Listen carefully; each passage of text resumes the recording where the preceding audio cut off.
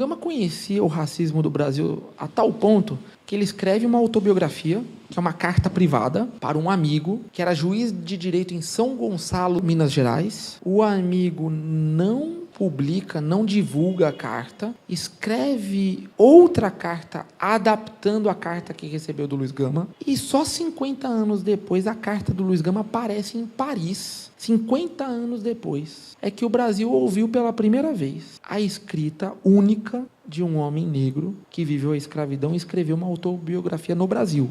E essa carta é um monumento, eu entendo, não só por ser a única carta escrita por um homem que viveu a escravidão, saiu dela às duras penas, se torna até mesmo um cidadão, algo que tinha barreiras quase que intransponíveis, e ele se torna. Então, nessa carta, que a gente nem conhece ela muito bem ainda, enquanto sociedade civil, enquanto intelectualidade, enquanto comunidade pensante, nessa carta ele vai dizer tanta coisa que todas as informações que eu fui checar, bate direitinho. O que eu quero dizer com isso? É que essa carta ela é tão surreal que muita gente leu ela e nem acreditou, falando, isso aqui é impossível de ser verdade. Isso aqui é uma ficção. Isso aqui não é uma autobiografia. Isso aqui é uma especulação, uma imaginação.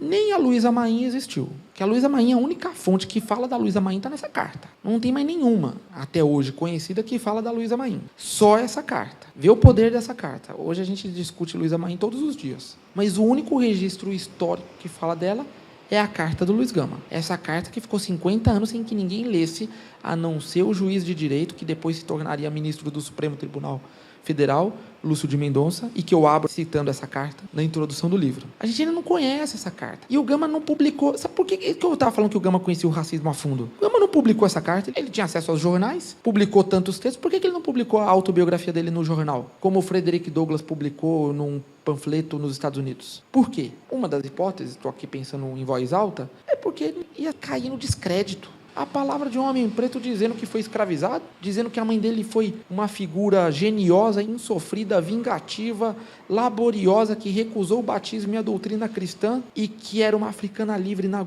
nação, que lidera movimentos políticos, que participa de uma série de movimentos políticos, de insurreições. Você acha que alguém ia acreditar nisso? Pensa no Brasil de 1880. Era demais. Então ele escreve uma carta cerrada, uma carta particular, que só 50 anos vai se ler pela primeira vez e que é a única carta escrita por uma pessoa que viveu a escravidão no Brasil.